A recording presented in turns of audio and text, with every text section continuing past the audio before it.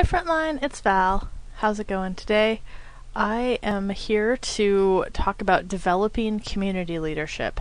What we're really talking about here is AIDS activism, and that is what are the steps that we can take that will result in the benefits in the lives of people living with HIV and those at risk. So leadership in our communities takes a lot of shapes, and by signing up for this course and sticking through to it to the end, you're already leaders. You may not know it, but you are. And you have power that you don't even know. People who have good information oftentimes have more power than they realize. And we want to help you develop your leadership so that together we can win changes that help our communities. And I want to share an important lesson that I've gotten from one of my colleagues, John Bell. He likes to say that you don't have to like the truth of a situation. Say there's a situation you're trying to change, you've identified. You don't have to like the truth of it, but you do have to bow to the truth of it. That is, we have to be realistic when we're trying to figure out what we want to change, and be honest about what stands in our way, both the external factors that stand in our way and the internal factors that stand in our way. So I don't have to like the fact that people coming out of prison often who are living with HIV don't have meds as they're coming out. But I do have to bow to the truth of that, and I can't just say, I will change it by yelling at the prison. I have to actually look at all of the external factors that go into that situation, right? As well as, being aware of if there are internal factors that are influencing me, internally, like on the inside.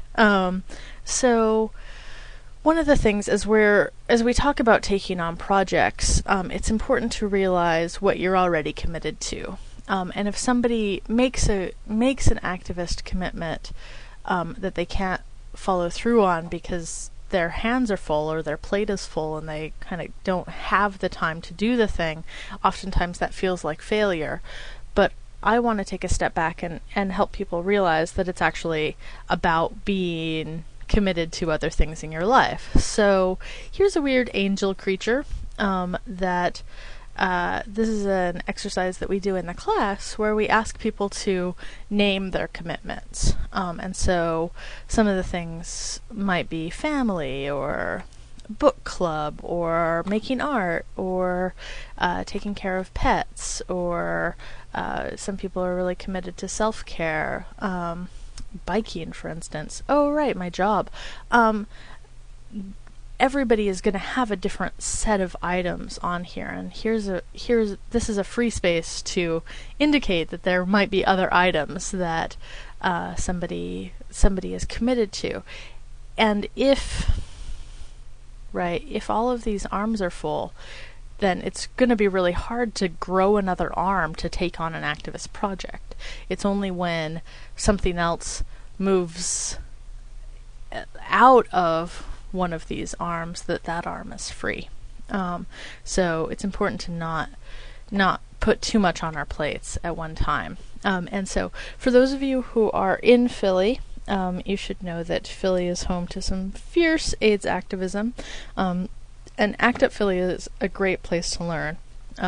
Last year, we celebrated our 20th year of fighting AIDS with a fierceness, and our meetings continue every week, every Monday from 6 to 9 p.m.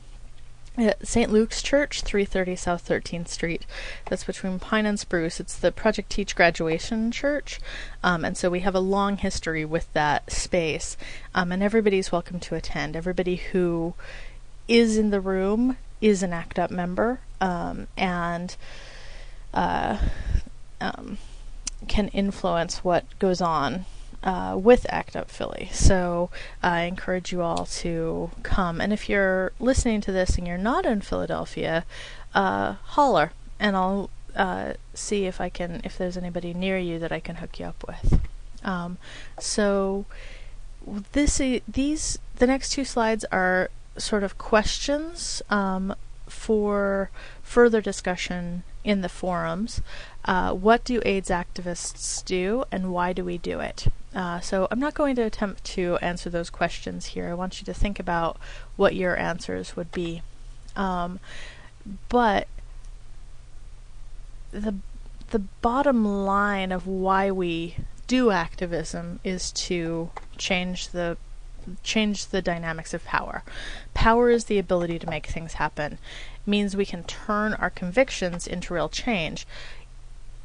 So in order to put good policies into place, it's not enough to just be right. If it were enough to just be right, we wouldn't have to still be fighting this fight.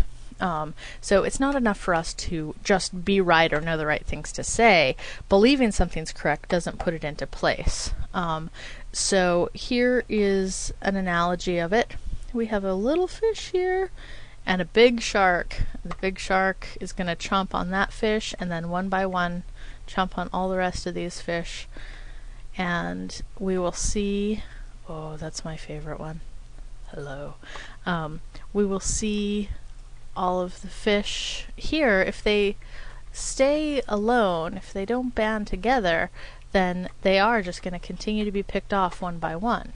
But when we build power, we, the little fish, can join together to eat the big fish. So there goes that shark, right? Here's an even bigger fish, and we are going to kick its butt.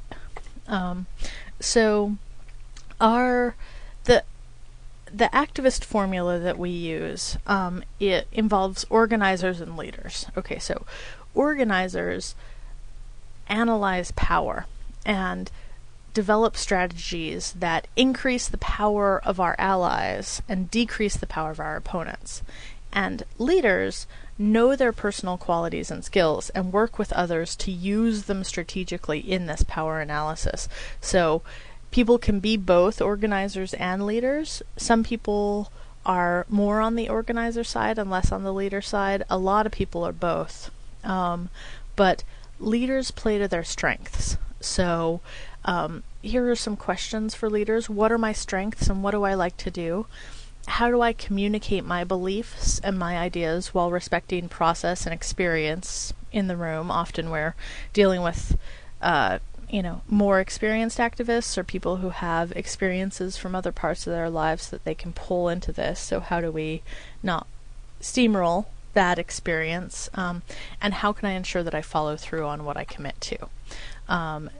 So I've talked about skills and qualities, and so qualities are ways that someone is, and obviously people are different ways on different days, and this isn't a static thing, but some of the examples here: Khadija is patient, or Khadija is loud, or Khadija is kind, or Khadija is direct, right?